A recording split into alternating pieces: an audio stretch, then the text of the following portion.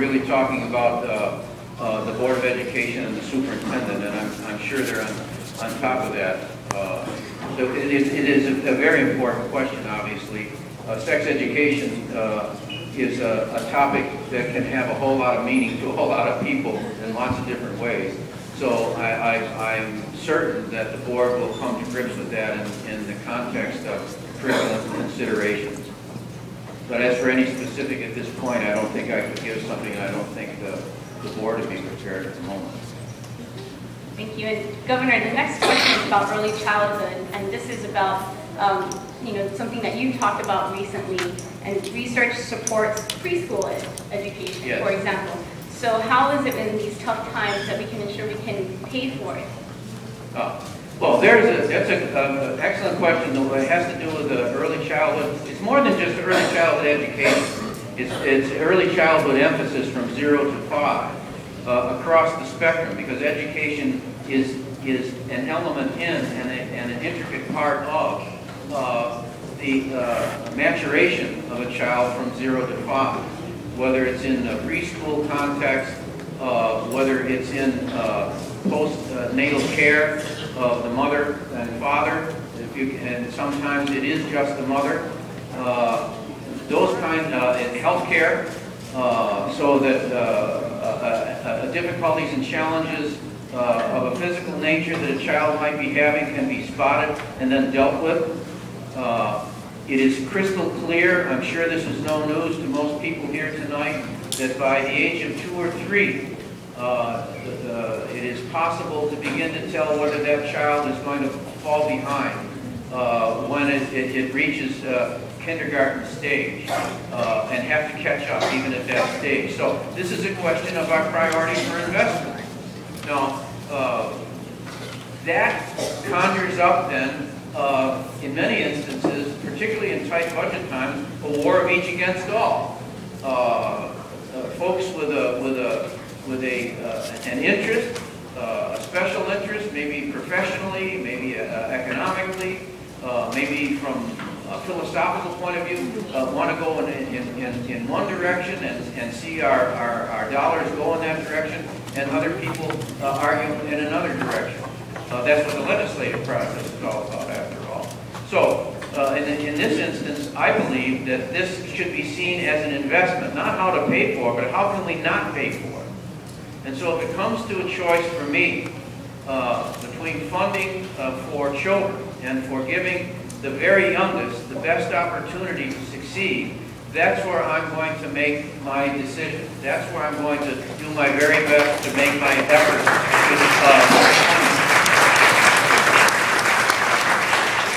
and as the adults, upon whom, after all, the children come, every child that goes to this school, every child in that 0 to 5 category is utterly dependent on the good judgment of the adults around him or her. And so I'm asking, again, that we all operate from the point of view that, yes, we all have a special interest. There's nothing wrong with having a special interest, but we cannot let our special interest become a private interest at the expense of the public interest. We cannot let our preoccupations as adults get in the way of our commitment, our obligation and responsibility to the children. So if it comes then to a question of educational opportunity, we need to make a decision, I think, here in Hawaii, that we will in fact support not just the education of the child, but the support of the child in general.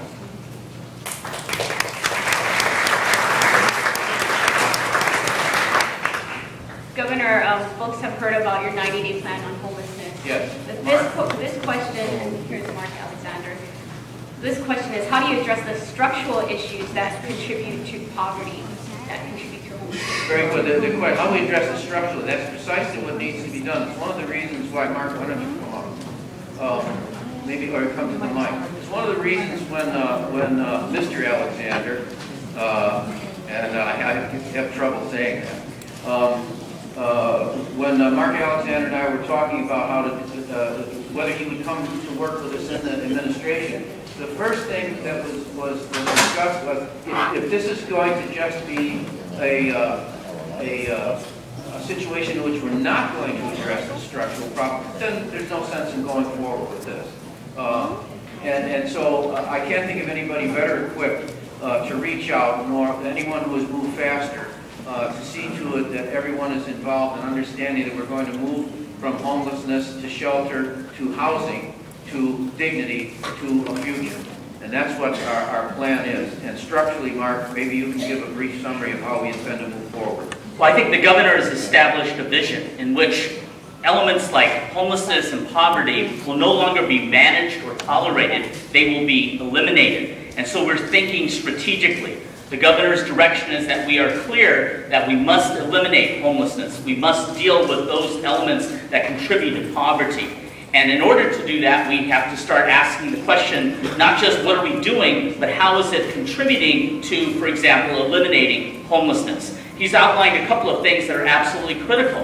One of the first ones, he just spoke at length about it, is the importance of emphasizing our focus on early childhood development and education, making the young people our focus. We need to do that in order to break the cycle of homelessness. We're seeing third and fourth generation people that are homeless now. We need to do something to help them out of that situation. Same thing with poverty. We also have to collaborate at a much higher level than we have been. We have a new, I think, unprecedented level of cooperation now between the state, the city and county of Honolulu, for example. Even at the federal level, the Lieutenant Governor's office helping us to access resources that we didn't have before. We just got word on 50 additional vouchers that will go for our veterans to help house them. These are things, I think, that happen because we have a governor who's moving us in the right direction, causing us to think strategically.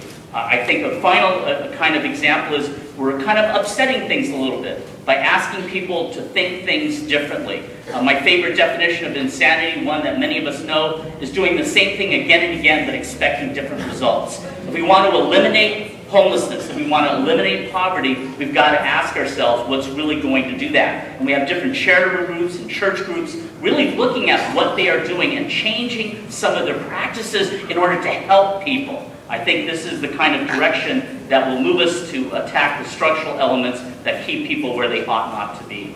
But you have people living in the parks everywhere, in White, they find people coming into this state, Yes. coming on vacation, coming here, they're everywhere. What are you going to do about that? We are already doing, Right now, what are you doing about that Okay. right now? I agree with you, and we're already doing that right now. Better talk. And we are already addressing that right now. I can tell you since May 17th, when we started our 90-day plan, for example, with a particular focus on addressing homelessness and getting people housed, just one of our service providers reported the other day, 20 people have been housed, 4 of whom would be classified as chronically homeless. We're making the dent. Kaka'ako Park, we've been able to work in that area and get people housed, get them into shelter. We now have a place, for example, at Next Step Shelter, specifically for those who are very chronically homeless and suffering from mental illness, that they can come and find a safe place to stay. We have the numbers that are showing that we are housing people. As I said, because of the confidence that I believe that some of our federal administrators have, we have access to more vouchers, 25 of which are designed to help the neighbor islands assign housing for the veterans that are living there. So I think we see some very concrete kinds of activities taking place. Some of our church groups used to feed 300 people in a park are now working more closely with our shelters to provide better services for them to help them truly move out of homelessness. It's going to take time. It's going to take more than 3 months. I think we have to give the governor and his administration a little bit more time to try to get things going. But already I think we see some positive signs. It's a challenge. But I understand your question, believe me, I do, because when you see folks who are obviously in distressed and distressing other people, it's difficult in a micro sense to necessarily see that progress is being made every day. But that's what we're doing. That's one of the reasons why we had to make a decision about saying to people, it's not a good idea to feed people in the park. It's not a good idea to aid and abet people in continuing to have the disease they have, that they have a mental illness, a chronic condition that they have to come to grips with. you have to take them out of that context in order to make a change. So that's why we have the hotlines out there, the numbers that can be called. We have coordinated in an unprecedented way over the last 60 days, we're not up to the 90 days yet, with the service organizations that are out there, so that we've actually prevented more people from going into homelessness. We've been able to stop some of that. We've been able to get some services to people who otherwise would have lost their homes, and they're able to stay in it. I'm not citing this because for the human interest side of it, in the sense that it could be a story on TV or an interesting article in the paper, but rather we're trying to change the structure. We can't get people out of homelessness if other people out of an understandable sense of goodwill and decency keep feeding them so that they don't have to come to grips, or we can't put them structurally into a situation where we can give them some help. That's the first step. And we're providing those opportunities more and more to our people who are homeless, whether they're children, whether they're families, whether they're youth, because the community wants to help them, and we're able to do that. Secretary Shinseki was here. I've known him since my days on the Armed Services Committee, before he was Chief of the Army. He is now the most progressive administrator of the Veterans Administration ever, and his goal is the same as mine, same as ours. It's not mine, obviously. The same as ours, to eliminate homelessness. We are moving significantly at Kailalo and elsewhere, working with the vets groups to take a significant number of veterans off the street now and into, not just into homes and away from shelter and into homes, but back into productive lives. And that's what our goal is, and that's what we're moving every day. And we appreciate your patience, and we would very much like to have your cooperation and support. Excuse me, I haven't been kind of tired. Oh, I'm sorry, I didn't see you there. Because they're talking about homeless, and they're talking about everything. You know what homeless is? What is that gentleman just after talking? What's your name? Mark Alexander. How old are you? 53, a young 53, I think. I'm 71. In the 40s, the 50s, and the 60s, we had no homeless in Hawaii. But before we became a state, we had deportation laws, and we had rent control. The reason we have a lot of people homeless is because of rent control, and they keep rising the rent, raising the rent, raising the rent. And we have a lot of people. I swim Kaimana Beach every day. I walk 2 miles, I swim 2 miles, I see all these homeless. Most of them are not from Hawaii. In the old days, before we became a state, if they weren't from Hawaii, they were deported back to their state.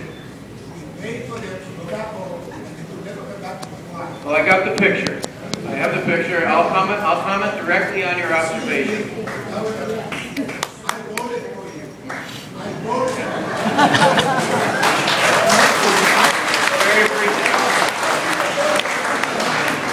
I voted for you because you were in Washington, D.C., and you had all the ins and whatnot. And excuse me, what are you doing now? Okay. That's what I said. I'd like to answer it because the points are well made. The point's well made. The point's well made. I see exactly that. You're quite right. This is where we're talking about structure. You're absolutely right. We have hundreds, if not thousands. I'm doing an inventory right now. Why do you think it is that I'm talking about trying to get boards and commissions that are going to reflect the changes that I'd like to see? It's not because I'm characterizing those serving now. I might even appoint them back if I had the opportunity. That's not the issue. What we're trying to get is a vision going where we stop making excuses. Now, the fact of the matter is that there are hundreds, if not thousands, of empty apartments, empty housing units right now. I can take, heads are nodding here, you know exactly what I'm talking about. If you think the Mayor Wright situation was an anomaly or unusual, it isn't.